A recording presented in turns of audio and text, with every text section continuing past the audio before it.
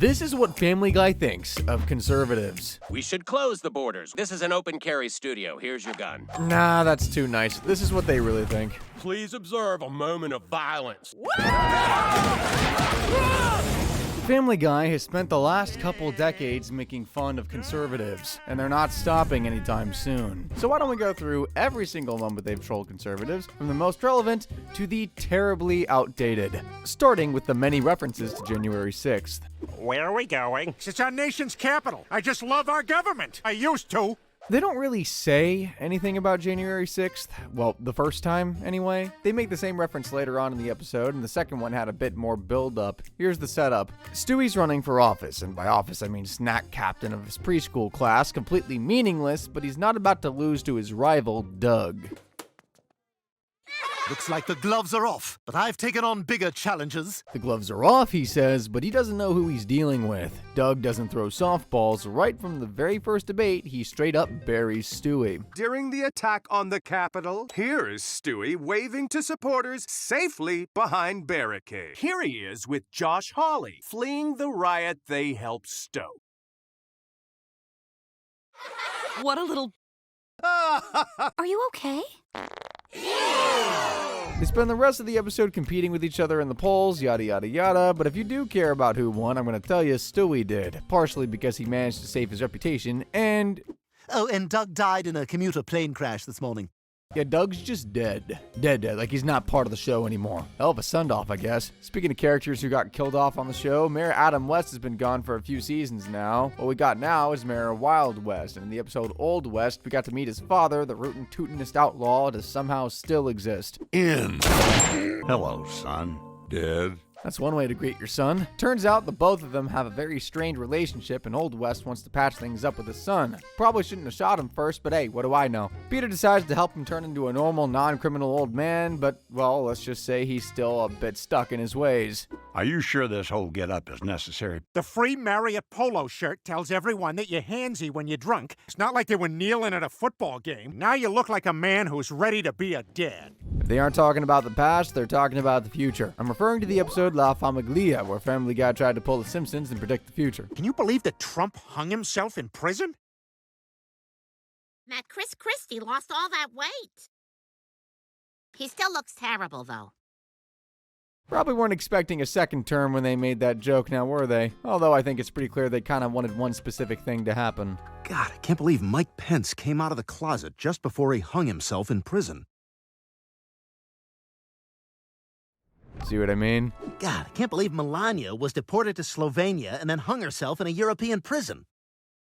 Apparently the show kind of actually predicted Epsteining himself in prison. If you believe the show, that joke was actually written 6 months before Epstein's death. Now, you might be wondering, was Family Guy always this mean to conservatives? Yes, they were. Here's a joke from 14 seasons earlier. Peter travels back in time with the help of death and accidentally creates what they consider the perfect timeline. You gotta send me back in time again so I can marry Lois. Dick Cheney, the chairman of Halliburton, shots, and a bullet went right through him, killed Karl Rove and Tucker Carlson. I don't know who any of those people are. If you don't know who most of these people are, sound off in the comments, because I've got another one you probably never knew about. I'm Laura Bush. And I'm the guy she killed. That's right. Laura Bush killed a guy. Laura Bush killed a guy. That last one wasn't a joke. She actually ran a stop sign and killed a classmate. Rest in peace. Sometimes the writers don't even make jokes, it just kind of remind you of reality. Like this joke they cut from the episode American Gigolo. This is a mess. Like when Peter rode that Access Hollywood bus. Hey, thanks for letting me ride on the bus with you. Hey, you want to have some locker room talk? I moved on her, actually. Whoa. That's not locker room talk. I meant like good play, good pass, like that kind of thing. I moved on her, and I failed. I'll admit it. Well, as long as you didn't try to her and she was single. I did try and her. She was married. Oh, you're awesome. Hey, you ever thought of being president? Well, it is 2005. Everything's changing. Which reminds me, I have an idea for this thing called Twitter, where crazy people can bash ladies and minorities at 3 a.m. She's your girl's hottie. In the purple. Oh, also Uber. I invented it, if you're listening to this in the future. I gotta use some Tic Tacs just in case I start kissing her. That's the cheapest breath mint. I thought you were a billionaire. You know, I'm automatically attracted to beautiful. I just start kissing them. It's like a magnet. You just, like, I don't even wait. And when you're a star, they let you do it. You can do anything. Whatever you want. What, like grab them by the hand? Grab them by the... Oh, my. Now, would you believe me if I said that this is the only time Family Guy made jokes about grabbing women by their insert YouTube-safe euphemism here? And so does Vladimir Putin, apparently. In the episode PD4, Peter writes Vladimir Putin a strongly worded email, and the president simply would not take it lying down. President Putin? Husband write me, any American can beat up any Russian. The American chicken. We crave. Nobody calls me chicken. Peter picks up the gauntlet, and they proceed to have a very unfair fight. Here comes the haymaker. You had enough? Turns out Putin's gonna do more than beat up Peter now that he's stateside. Putin's phone is buzzing.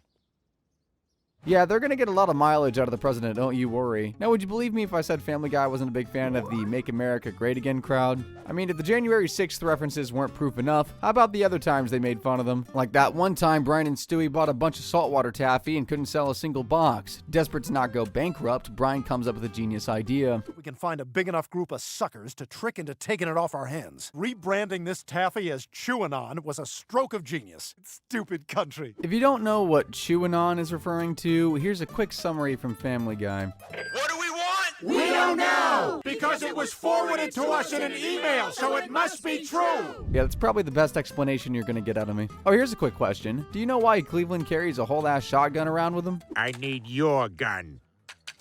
We are all armed. I have it in case people try to make America great again. Wait, might you be returning? Yes. If so far you still aren't picking up what Family Guy is putting down, they spell it out real well in the episode The Bird Reich. In that one, Peter buys himself a really cool 80-year-old bird. It even does tricks. Thanks, Jerome, but I got this.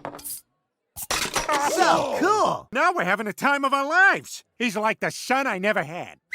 Pretty cool, right? No, not cool. Turns out this is no ordinary bird. This is Adolf Hitler's bird. And nobody wants a Nazi bird hanging around. And I just remembered that thing I wanted to tell you before. You ever heard of Adolf Hitler? Fun trivia. Gonzo was Adolf Hitler's bird. If you knew that, why the hell did you bring that bird to Meg's performance of Sound of Music? Sie sind hinter dem großen Stein. It's saying they're behind the big stone, to the left.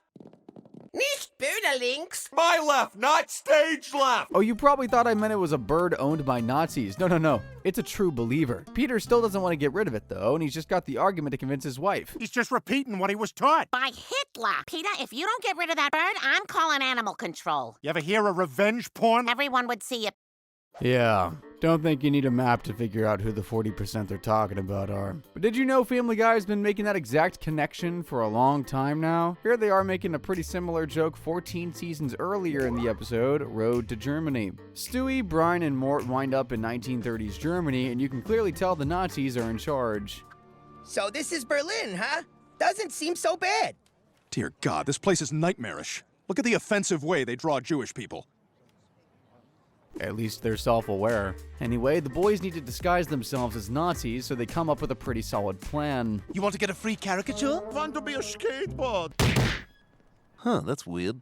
Let's get inside that lab. Of course, this wasn't the only other time Family Guy related conservatives to the funny mustache man. In the episode 420, Peter tries to get weed illegalized, so he comes up with a genius ad.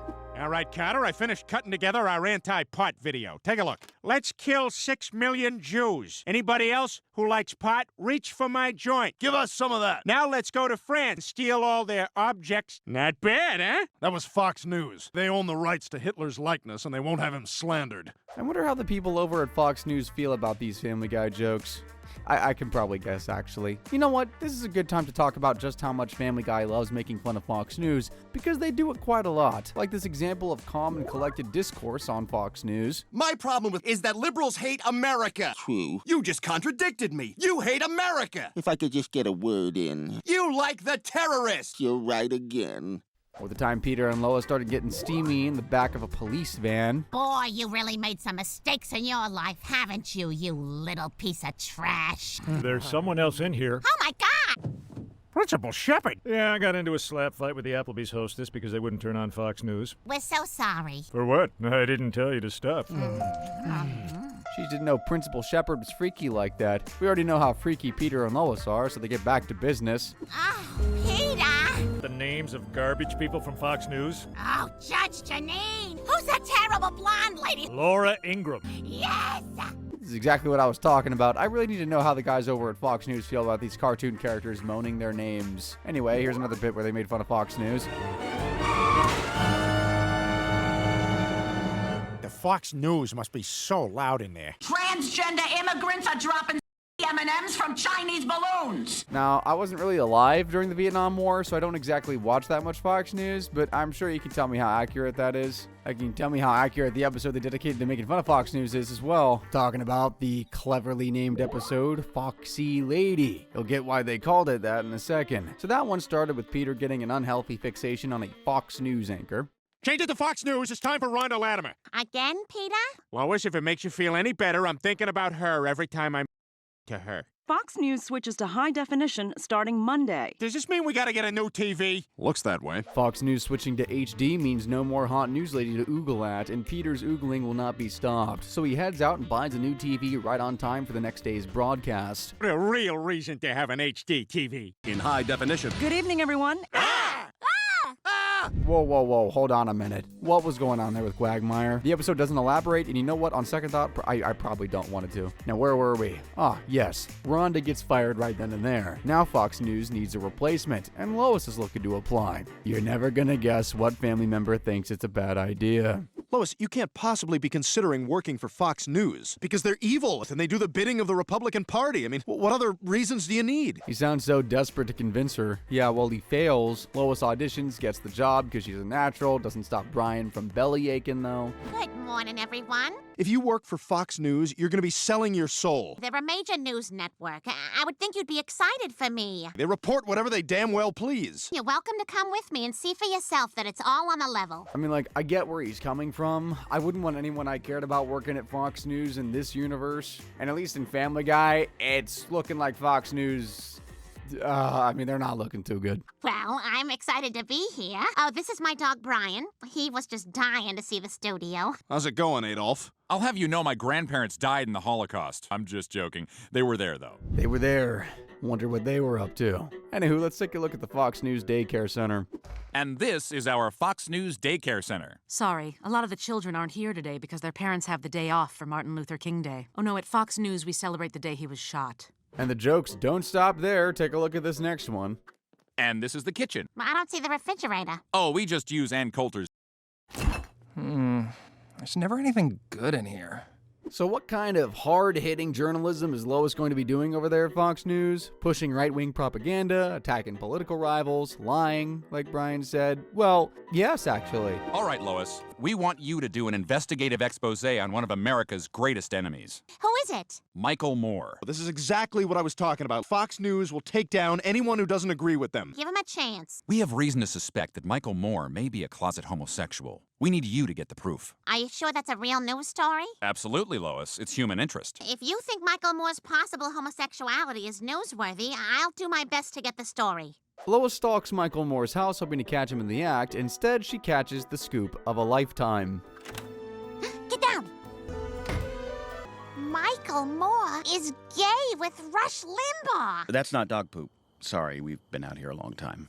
Conservative political commentator Rush Limbaugh and left-wing personality Michael Moore in bed together. Literally looks like all that stalking paid off. All that's left now is to report her findings and... Michael Moore is clearly not gay. What are you talking about? You're the one who sent me to investigate. I'll be honest. Rush Limbaugh is one of us. That would be as foolish as FDR hiring that midget press secretary. Ah, there we go. Surprise, surprise. Fox won't run the story. And you just know Brian has a bucket of I told you so's ready and waiting to be handed out. So they want me to drop the story completely because they don't want to embarrass Rush Limbaugh. They have an incredibly biased agenda. You should do the story anyway. They're hypocrites. They don't want you to do it if it's going to embarrass Rush Limbaugh. While Brian is over there convincing Lois to do this insanely inappropriate story to stick it to Fox News and conservatives in general, Stewie's still trying to wrap his head around the situation. Can you picture the two of those guys poking each other in the chops? Be like sticking your arm in a backed-up sink. An oversized Armani suit and an oversized cheap windbreaker tossed casually on the floor. Next day at work, Limbaugh finds a Detroit Tigers ball cap up in there. It's just a weird image. Like the way Commissioner Gordon tells Batman that he just took a poop. Stewie might have to use his imagination, but we won't. Because Lois decides to do the story anyway, and she's gonna break into Michael Moore's house mid-copulation, ready to expose him to the world. Mr. Moore, Mr. Limbaugh. Who are you? What have you done with your gay lover, Rush Limbaugh? Holy crap, she actually did it. That, my friends, is what they call real journalism. Or 5 years in prison. Now there's the matter of the skin suit on the bed. What's that about? I am Rush Limbaugh. That's a costume. All these years, Rush Limbaugh has just been Michael Moore in disguise? Fred Savage? They're both characters I created. Why?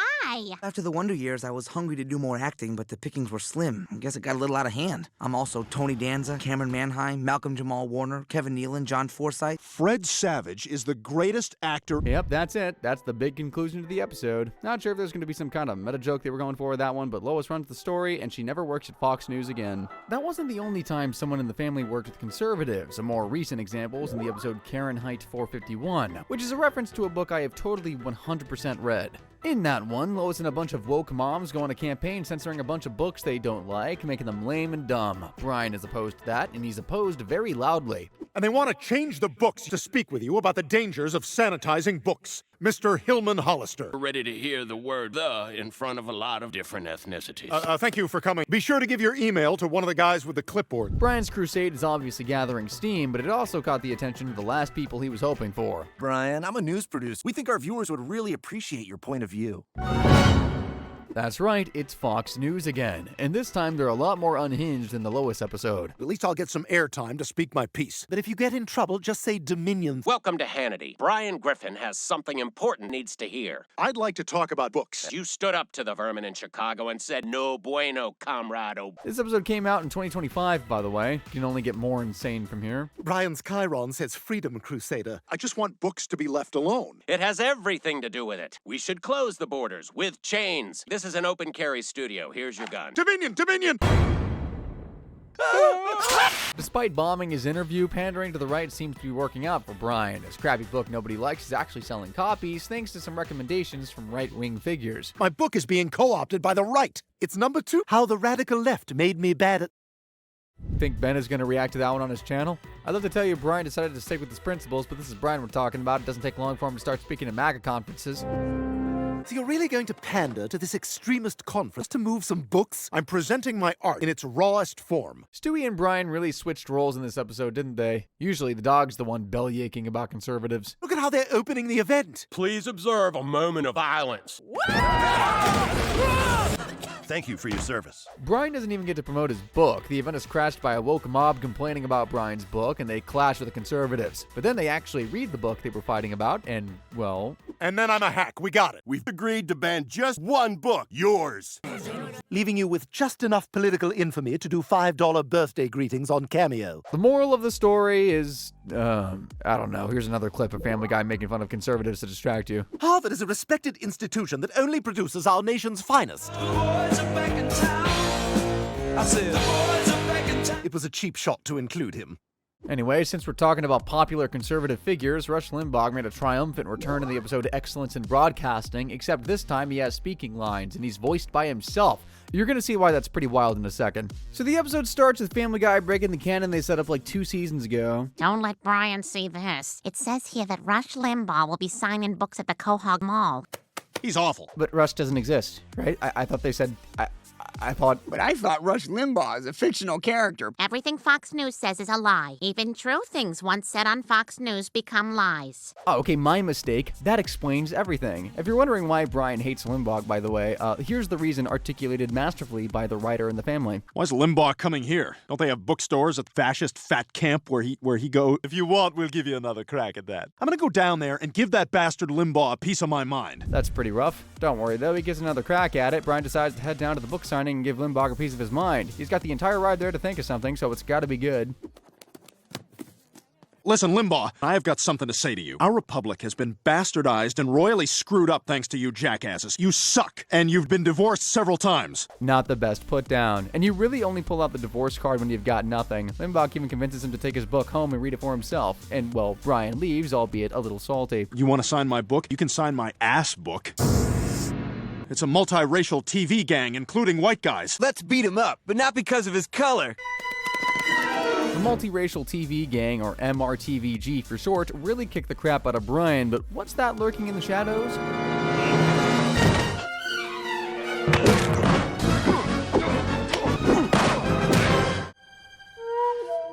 Limbaugh pretty much saves Brian's life, and all he asks is that he read his book. I'll give Brian credit, he keeps his word, keeps it a bit too hard if you ask me, because after a day he's pretty much made a 180 on his political beliefs.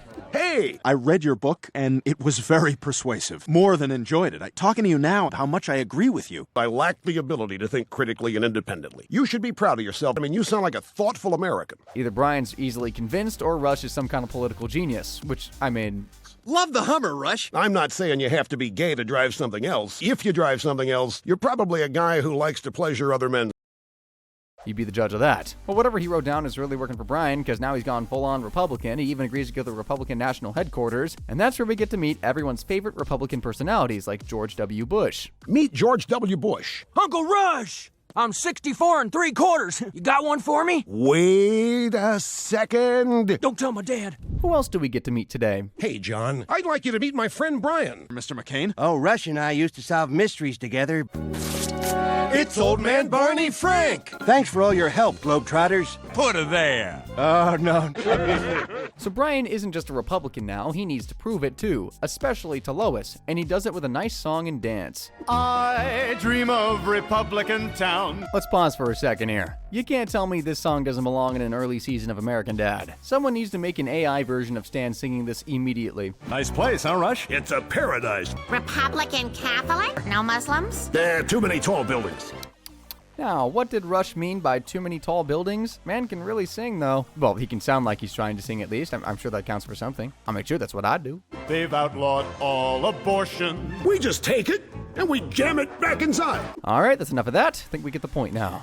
Okay, just one more. Yes, 'cause I dream of Republican town. Who else lives here? Oh, big names, Lois. Brian's really doing a great job selling this political party, ain't he? Obviously he's not, mostly because he's just a contrarian. Apparently Brian just likes to be on the side of the party not in power. Rush gets sick of him pretending to be something he's not and tells Brian what's what. Look, I make a living, but I'd never want somebody to be something they're not. You're a liberal. What about that 4-year-old that was executed in Texas? There was a 4-year-old? It's not a coincidence you turned your back on your democratic principles, and all you want's something to fight against. I suppose we shouldn't be executing children. You're not really one of us. Lois was right. It means you're a liberal, Brian. It's time for you to spread your 2 left wings fly. See, he's not a real Republican. Hell, even Chris was a better Republican than him. And yeah, that did happen. In the episode, you may now kiss the guy who receives. Although he didn't need a book to convince him. Alyssa, I was wondering if maybe you wanted to do something sometime. I have a Young Republicans meeting after school. You want to come? What do you do at a Young Republicans meeting? We perpetuate the ideal that Jesus chose America to destroy non-believers and brown people. Somehow I feel safer. If you couldn't tell by the episode title, this is the one about gay marriage, specifically Brian's cousin Jasper getting married. There were a couple roadblocks to his marriage. For one, Mayor West banned gay marriage to divert attention from his misappropriation of funds, and Lois was having a crisis about whether she even agrees with gay marriage in the first place, so she decides to seek some religious help. I've never had any problem with gays before, but I just don't think it's right. God made this film. A few tips that may help you tell when you've got a gay. I like her early work. I've never bought one. You've got a gay. You find a deadly corrosive acid. You've got a gay. Not this time, Nancy boy. Very informative, thank you. Now, about the ban on gay marriage, well, Brian does his best to overturn it, gathering 10,000 signatures from around town. Of course, the Young Republicans have some beef with that. Did you hear? Some dog is going around town trying to get support for gay marriage. He's got a petition. Chris, you've got to destroy that petition. Because if you do, I'll let you touch my boobs. Do I want that? Oh, yeah. Well, fantastic then. Motivated by boob. Can't say I'm surprised. Chris decides to put an end to Brian's campaign.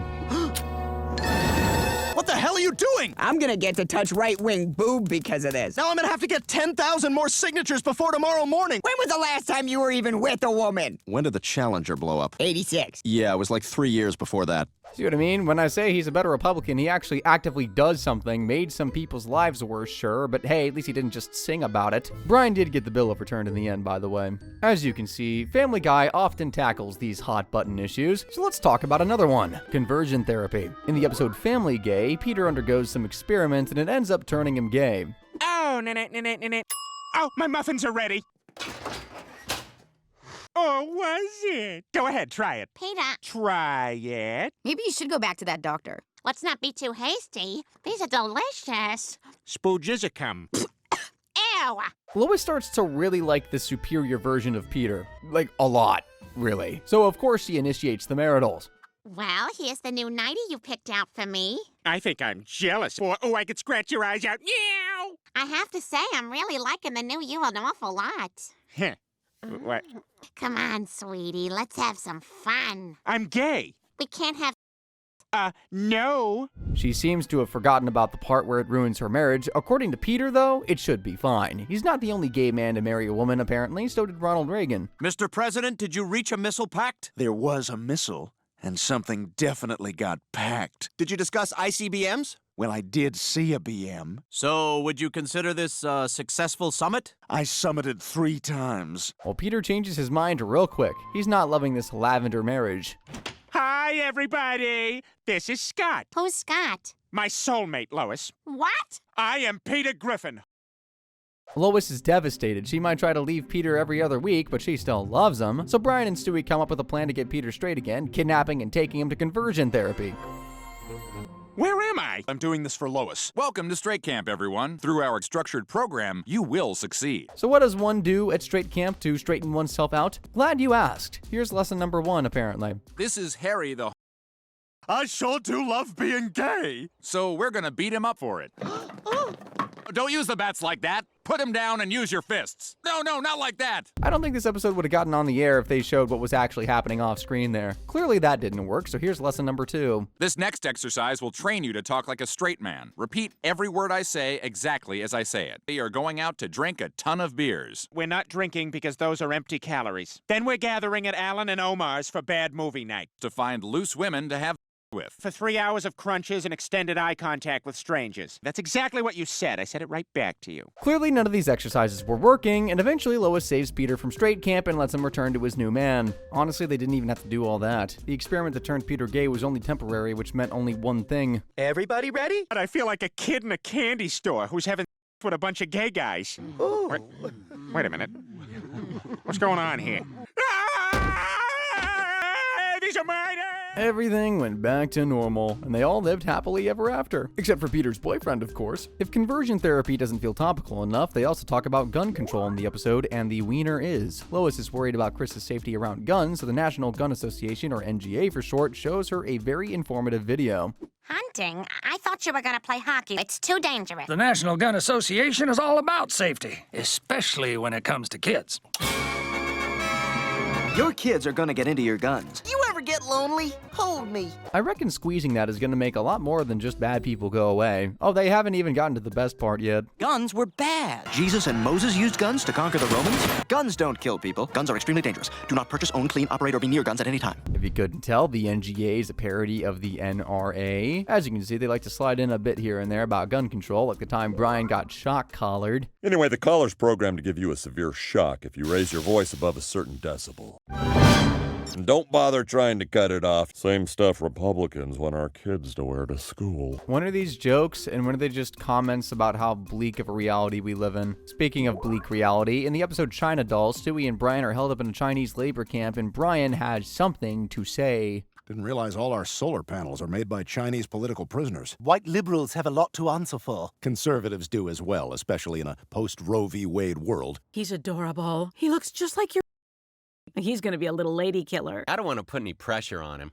Geez, Family Guy writers, tell us how you really feel. Actually, no, I don't think it gets any clearer than that. And since we're talking about relevant topics, what's more relevant than the President of the United States? Now, I've shown you a few Trump jokes by now, but the mother of all Trump jokes came in the episode Trump Guy. And as you might be able to tell from the title, it's the episode dedicated to making fun of Donald Trump. But first, we get a bit of a two-parter. In the episode before Trump Guy, Peter gets white hair, becomes a news analyst, and he kind of just lies a lot. You were talking about crime. Because they're immigrants. As Americans, we should all take a pledge to kick them out. Lois isn't happy at all about Peter's lying all the time, and Peter agrees to stop, but then he gets a very important phone call. That makes me so happy. Donald Trump? You want me to be your press secretary? We'll get started drawing it right away. We're joining the Trump administration. Geez, I'd call that an overreaction. But I think we've pretty much covered how the show feels about conservatives by now, specifically Trump. But here's a quick reminder anyway. In the episode Breaking Sad, Meg really needed to cry, and boy was it difficult. So they had to pull out the big guns.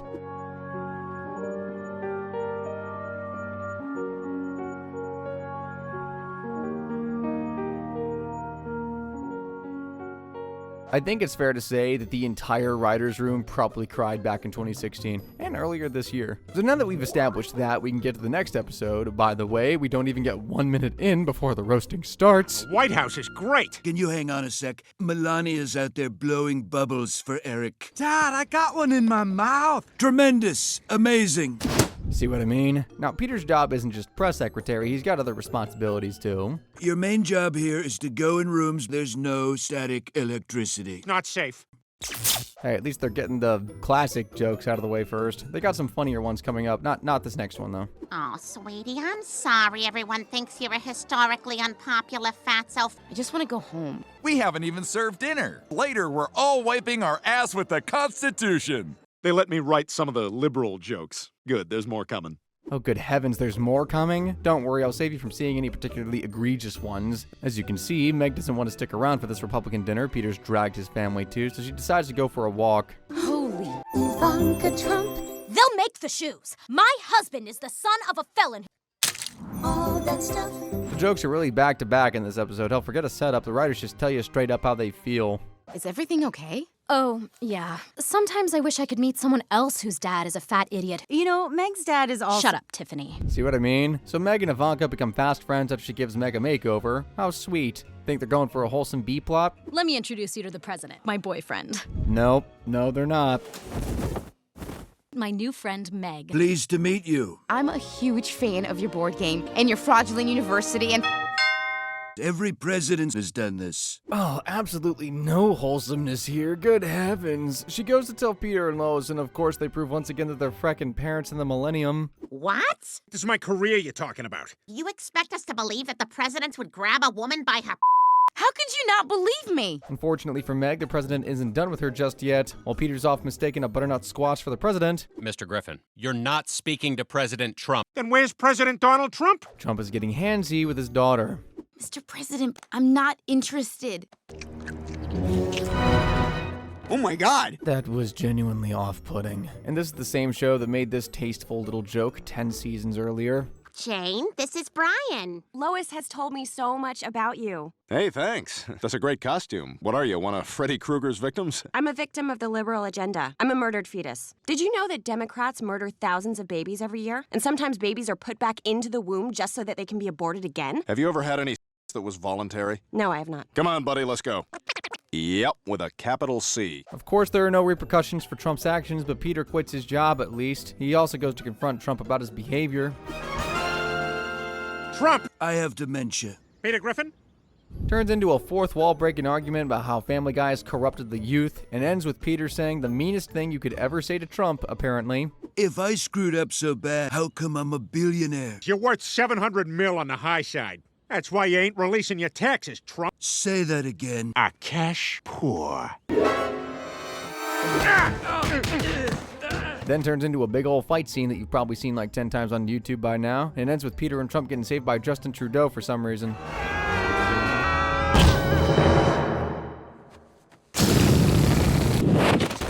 I did. Everything okay? He touched my daughter, but I punched him like 100 times, so we're fine now. I punched you infinity times. Damn it! Obviously, Family Guy likes to get their jabs into the president here and there. Sometimes it's intentionally bad. Why are you getting into Twitter now? No one cares. A lot of people like my stuff. Someone needs to tell Donald Trump to wear orange on your face after Labor Day. Hashtag Oompa Trumpa. 0 likes. Sometimes it's pretty unexpected and kind of hilarious. Like the time Peter ends up in Mexico and gets royally screwed over. Policia! Is this about the raffle? Because We've done nothing wrong. We're taking your plane. Peter, that's the wrong racial slur. I was just thinking about Snooki. Abandoned in the middle of the desert with just clothes on their back. Shockingly inhospitable treatment, I'd say. There'd be corrupt cops in Mexico. Donald Trump was right. His daughter is a hot piece of ass. There's absolutely no way you were expecting him to say that, because I sure wasn't. You know what, that's enough Trump jokes to last me for 2 weeks. Let's talk about another Republican president Family Guy absolutely loved to dunk on back in the day, George W. Bush. This is even more fun than when I performed at the White House. I present to you Peter Griffin. Blah, blah, blah, blah, blah.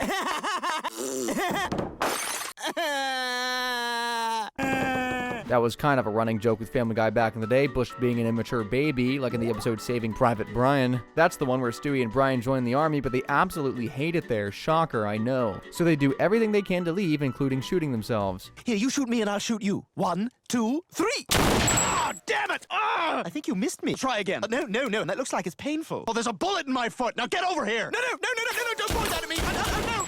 Oh, ow, you got me. Let me see. No, it's gross. Ow. Okay, that was real. The army still wouldn't let them leave after that, which is just hilarious, but it turns out they didn't even need to do all that. The war is over. Democracy just kicked in!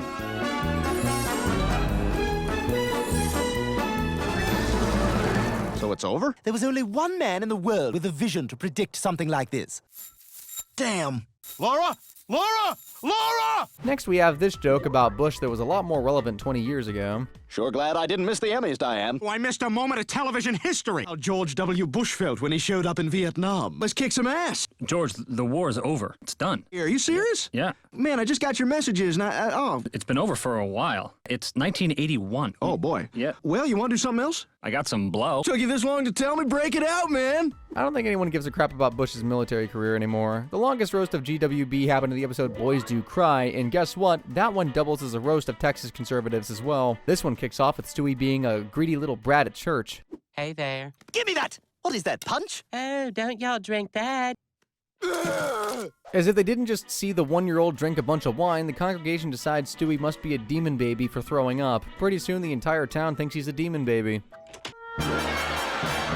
Perform an exorcism and banish the devil. You are not performing an exorcism. We can take him by force. Stewie doesn't get the exorcism he frankly deserves. I mean, he's pretty evil on a regular basis. No, the family runs away to Texas. That way the writers get to make fun of a bunch of conservative stereotypes for free. We're the Lynches. We live next door. Nellie here's a homemaker, and I'm a queer chaser and beater. Now, before you correct me and say these aren't right-wing stereotypes, Brian sure disagrees with you. And he disagreed while Lois was saying something nice about the state, too. This place may be the upside to everything that's happened. Exactly the kind of influence this family needs. We're living in a red state with a bunch of right-wing nut jobs. And nut jobs might just be right in the situation. I mean, this is what a trip to the liquor store looks like. A bottle of Jack Daniels, please. What's this? Buy some liquor, get a free gun. Is that like a special you have on now or something? Nope. Texas state law. God, this place officially sucks worse than the WNBA. As for the kids, Chris and Meg try to fit in with a local youth club, but they first have to pass the initiation, which disgustingly enough requires stealing a pair of George Bush's underwear so that they can, quote, You gotta sneak onto the Crawford Ranch and steal a pair of George Bush's underwear so we can bask in its bushy goodness. Screw fitting in, I wouldn't do that. Chris and Meg don't care though, they sneak into Bush's house, and we get to see pretty sus pictures in the background. Is that George Bush hanging out with Satan? Well, I guess Family Guy technically beat South Park to that particular joke, huh? Well, I mean, Donald Trump had a bit more than just beer with Satan in that episode. Back to the sneaking. Wow, look how organized he is. And a razor blade to shave. Can't believe Mrs. Bush kept all these Planned Parenthood receipts. She's been scraped more times than a fisherman's knuckle. Slow down, guys. Geez, whipping out every popular insult about the man a mile a minute. What are you kids doing here? I'll have his money by next week. Grab a beer and follow me. See this car? I restored it myself this summer. But along the way, I learned about honesty, integrity, and cold-filtered Miller Genuine Draft. You understand what I'm trying to say to you? But I have just one question. Can I borrow your underpants for 10 minutes? Probably won't be shocked to find out the man who just handed 2 kids beer also happily gave them his underwear as well.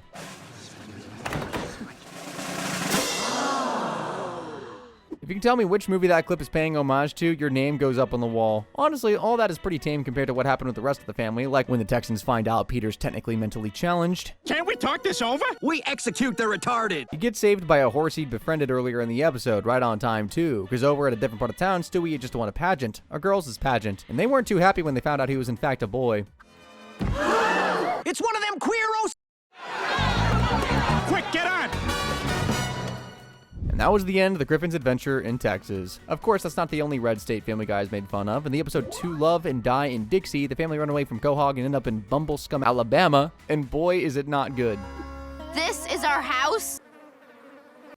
There's a penny underneath that couch. Apart from everything else, the locals are pretty nice, although they do have a screwed relationship with historical fact. A Southern tradition. I'd find you here, losers. Okay, can already tell where this is going. You invite me to lunch drunk? This means war. in the name of the Confederacy. I don't think that's how it happened. Peter notices it too. I mean, he might be an idiot, but he notices. That drunken idiot kicked your sorry asses south of the Donna-Dixon line. You got to answer to them Civil War survivors. Newly married interracial gay couple burning the American flag. As you can already tell, this adventure lasted about as long as the last one. We've seen them make fun of presidents, red states, and niche conservative beliefs. Why don't we just round it out by talking about the times they've made fun of the Supreme Court? I'm talking about the episode Drunk with Power. That one kicked off with Peter giving the tour of the brewery he works at to Justice Brett Kavanaugh. Yes! We drank our own pee in the can. No, we didn't. Right. No, yeah, right. It was less a tour and more creative ways to consume copious amounts of alcohol. I will not be a rotten egg! Beer doesn't even taste that good, and it's frackin' warm. You gotta be one hell of an addict to enjoy that. Well, we know Peter is, and apparently so is Kavanaugh, because they damn near emptied the frackin' tank. All people want to do is scream at me in steakhouses about women's bodies. My wife hates you. Kinda makes me secretly like you. It was an elaborate hoax, though. When Peter blacks out from drinking, Kavanaugh takes advantage of him in a different way. This is the first time I've ever put clothes on anyone without their consent. I don't want my life anymore. I know what you're thinking. That's not gonna work. Peter's a fat, drunk idiot. He's gonna be found out immediately. Hey, did you guys see that chick in accounting? Let's get him back to the Supreme Court. Women can have abortions. Turns out, Peter picked the right time to become a justice because the Supreme Court is about to repeal gay marriage. Peter decides to present his argument to completely unbiased Supreme Court justices, and it's not what you think. All people are equal under the law. We have to ban straight marriage. I hate my crazy wife. Thanks, baby.